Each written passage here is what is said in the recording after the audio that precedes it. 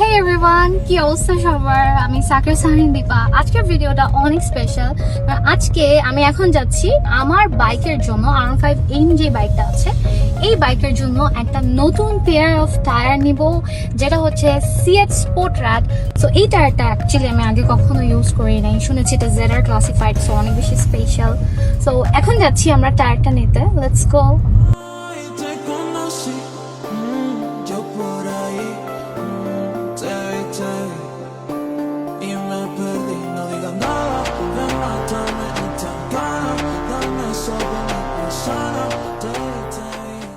After studying a lot, finally I'm here. So ফার্স্টে একটা কথা হাইলাইট করে দিতে চাই, সেটা হচ্ছে সিএট স্পোর্ট র্যাড টায়ারটা কিন্তু হচ্ছে steel belted radial tyre. So what is steel belted radial tyre? এটা কিন্তু রেডিয়াল টায়ারের আপগ্রেড ভার্সন। সো আমার পেছনেই দেখতে পাচ্ছেন টায়ারগুলো খুব সুন্দর করে ডিসপ্লে করা আছে। So now let's talk about this tyre.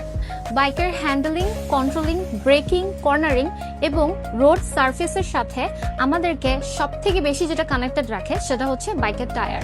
বাংলাদেশের মার্কেটে মূলত স্টিল বেল্টেড রেডিয়াল টায়ার তেমন একটা দেখা যায় না, কারণ এটা স্ট্রাকচার অনেকটা অ্যাগ্রেসিভ, অনেক স্টেবল। সো এটা মূলত হাই স্পিড অ্যান্ড পারফরমেন্সের জন্যই তৈরি করা। আর সবচেয়ে বড় প্লাস পয়েন্ট হচ্ছে বাংলাদেশে অন্যান্য টায়ার ব্র্যান্ডের তুলনায় সিএট স্পোর্ট র্যাডে স্টিল বেল্টেড রেডিয়াল সেগমেন্টে সব থেকে বেশি সংখ্যক সাইজ অ্যাভেলেবেল আছে।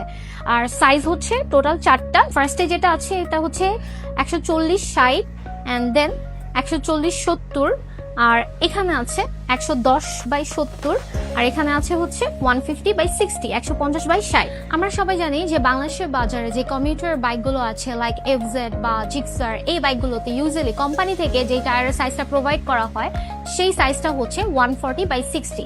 সো আপনারা যদি এই স্পোর্ট র্যাডের স্টিল বেল্টেড রেডিয়াল টায়ারগুলো ইউজ করতে চান, সেক্ষেত্রে কিন্তু আপনাদেরকে ওভার সাইজেও যেতে হচ্ছে না, আপনারা কিন্তু এই 140/60 রেশিওর এই টায়ারটা ইউজ করতে পারেন। Let's talk about the sports segment now. Usually আমরা হচ্ছে বিভিন্ন ধরনের স্পোর্টস বাইকই কিন্তু বাংলাদেশে দেখে থাকি।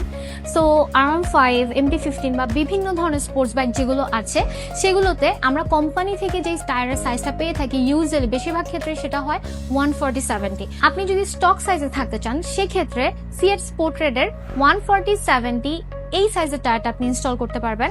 আর এটার বাহিরে আপনি যদি একটু ওভার সাইজ ইউজ করতে চান সেক্ষেত্রে স্পোর্ট র্যাডের এই 150/60 রেশিওর এই টায়ারটা ইউজ করতে পারবেন। আর আমি কিন্তু আমার বাইকের জন্য পেছনের সাইডে যে টায়ারটা ইনস্টল করেছি সেটাই হচ্ছে 150/60 ZR17 এই টায়ারটা।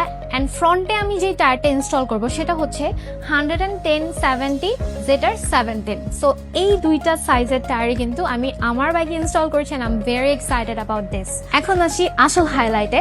সো এই টায়ারটা কিন্তু ZR ক্লাসিফাইড টায়ার। মূলত ZR ক্লাসিফাইড মানে হচ্ছে হাই স্পিড রেটেড টায়ার, আর হাই স্পিড রেটিংটা হচ্ছে ডাব্লিউ রেটিং মানে হচ্ছে এই টায়ারটা দিয়ে আমরা 270 km/h পর্যন্ত স্পিডে বাইক রাইড করতে পারবো। আমরা 270 স্পিডে আসলে আমাদের বাইক রাইড করি না বাংলাদেশে, বাট এইটাই প্রুফ হয় যে এই টায়ারের গ্রিপ, স্ট্রাকচার, স্ট্যাবিলিটি কতটা প্রিমিয়াম লেভেলের। এখন এই টায়ারের থ্রেড গুলো দেখেন, এইটা কিন্তু একদম স্পোর্টস একটা ফিল দিবে, একদম দেখতেও একদম স্পোর্টি একটা লুক চলে আসছে। ওয়াটার চ্যানেল গুলো এমন ভাবে করা যেন বৃষ্টিতে, পানিতে বা কাদায় কখনো আমাদের এই টায়ারটা স্কিড না করে। স্পোর্টস বাইকে সবচেয়ে জরুরি একটা জিনিস সেটা হলো কর্নারিং কনফিডেন্ট। এই টায়ারটা কর্নারিং এর জন্যই তৈরি, কারণ রেডিয়াল টায়ার আমরা ইউজুয়ালি জানি যে ন্যাচারালি কর্নারিং এ অনেক বেশি সাপোর্ট দেয়, আর যেহেতু এটা steel belted radial tyre so cornering এ কিন্তু আমরা অনেক বেশি পারফরমেন্স পাবো।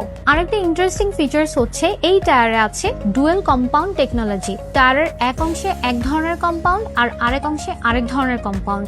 এর মাঝের শোল্ডারের কম্পাউন্ড কিছুটা হার্ড, যাতে স্ট্রেট লাইনে ভালো অ্যাসিলারেশন ও টপ পাওয়া যায়, পাশাপাশি ডিউরেবিলিটিও অনেক বেটার। আর সাইডের থ্রেড গুলো সফট কম্পাউন্ড, যেখানে সিলিকা ব্যবহৃত হয়েছে, যেটা আপনাকে কর্নারিং এ সেরা পারফরমেন্স দেবে।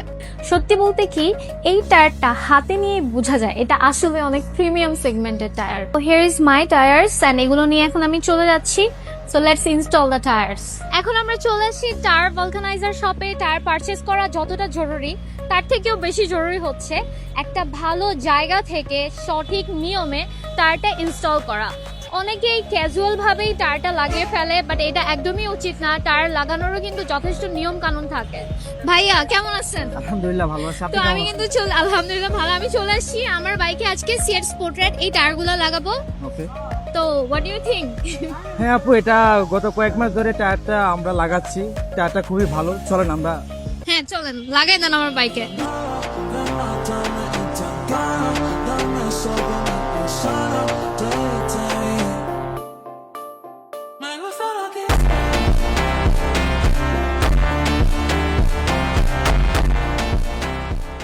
ভাইয়া, আপনার কাছে আমার একটা প্রশ্ন, যে অনেকেই দেখি হাত দিয়ে বা লিভার দিয়ে হচ্ছে টায়ার চেঞ্জ করে, ইনস্টল করে, এটা কি আসলে ঠিক? আসলে ঠিক না এটাতে টায়ারের প্রবলেম হয়, এমনকি রিং এরও প্রবলেম হয় আপনার। আচ্ছা, হাত দিয়ে বা লিভার দিয়ে যখন মানে কেউ টায়ার চেঞ্জ করে আসলে কি কি প্রবলেম হতে পারে? যখন হাত দিয়ে আপনার টায়ারটা চেঞ্জ করে, যখন লিভারটা ধরে, তো আপনার রিং এর সাথে যে আপনার রিং এর যে রংটা আছে ওটা উঠে যায়, এমনকি টায়ারটার উপরে প্রেসার পড়ে, যেটা যেহেতু স্টিল রেডিয়াল টায়ার, তখন আপনার হয়তো বা চাপে রেডিয়াল তারটা ভেঙে যেতে পারে, মানে যে কোনো একটা প্রবলেম হতে পারে। তার চেয়ে ভালো আপনি মেশিনে যখন আপনি টায়ারটা সেট করবেন তখন আপনার অ্যালাইনমেন্টটা ওকে থাকবে। এক্স্যাক্টলি, এই কথাটাই সবার জানা উচিত। শুধু টায়ার ভালো হলেই হবে না, ইনস্টলেশনটাও পারফেক্ট হতে হবে। Crank it up.